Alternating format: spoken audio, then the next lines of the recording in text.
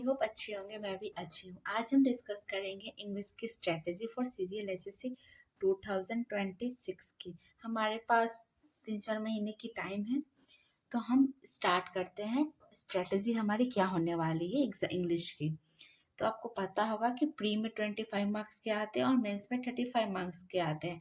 तो इंग्लिश और मैथ जो होता है ना, इंपॉर्टेंट सब्जेक्ट होता है, जो हमें प्री और मेंस के लिए एक साथ ही इससे तैयारी करनी चाहिए। ठीक है, तो सबसे पहले हम बात करते हैं वोकैबलरी की। तो वोकैबलरी में जैसे बात करते हैं तो एंटोनिम, सिनोनिम्स हो गए, वन वर्ड सब्स्टिट्यूशन हो गए, आइटम फ्रेजेस हो गए, स्पेलिंग एरर हो गई। ये जो ऐसे वोकैबलरी जो कि इसमें लर्निंग के साथ साथ हमें ट्रिक से याद करने हैं। तो हमें मैक्सिमम जो है डेली का टारगेट भी लेके साथ चलेंगे कि जैसे ये हो गए 30 कर लिए, ये भी 30 कर लिए, ये 20 कर लिए। और स्पेलिंग एरर जो है ना, ये हम कम से कम ये भी हम 20 लेके चलते हैं कि हमें इतने करने हैं, क्योंकि हम अपनी कैपेसिटी से स्टार्ट करेंगे। क्योंकि ये जो मैंने पूरा वीडियो बनाया वो खासकर मैंने फ्रेशर के लिए बनाया है कि वो अपने स्टार्टिंग में कैसे करें। हम वोकेबलरी के साथ साथ हम ग्रामर पे भी काम करेंगे, क्योंकि हमें ग्रामर के हमें एक भी टॉपिक को छोड़ना नहीं है। हम इस ग्रामर के जो सारे टॉपिक है, हमें सारे टॉपिक को कवर करना है, ईच एवरी टॉपिक को कवर करना है। और उसके साथ साथ हमें टॉपिक वाइज एरर की प्रैक्टिस भी करनी है। जैसे मैंने नाउन ख़त्म किया, जैसे हमने प्रीपोजिशन ख़त्म किया, तो हमें इसकी प्रैक्टिस करने हैं। इजी टू हाई जाएंगे, ठीक है ना। इस टाइप से हमें प्रैक्टिस करने हैं। ग्रामर में क्वेश्चन पूछने के स्टाइल्स होते हैं, एरर पे आती है, सेंटेंस इंप्रूवमेंट आती है, फिलअप्स आती है। फिलअप जो वोकैबुलरी बेस्ड भी आती है, वोकैबुलरी वाली भी फिलअप्स आती है।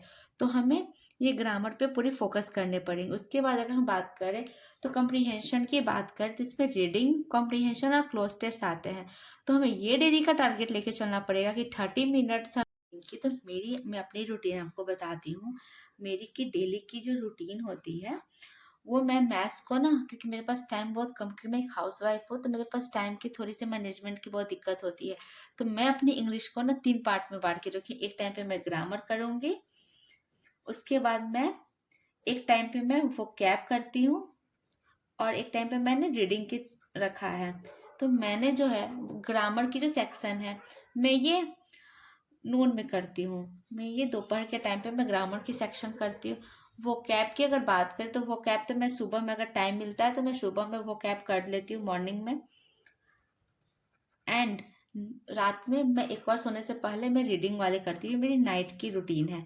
तो मुझे अगर मैं टाइम देती हूँ तो मुझे पूरे अगर तीन तीन करने पड़ते हैं, तो मैं मेरे मेरे पास तो 2 आवर्स लग जाते हैं। ये 2 आवर्स है मेरी इंग्लिश की, खासकर डेली में मैं 2 घंटे जो है ना मैं इंग्लिश को देती हूँ।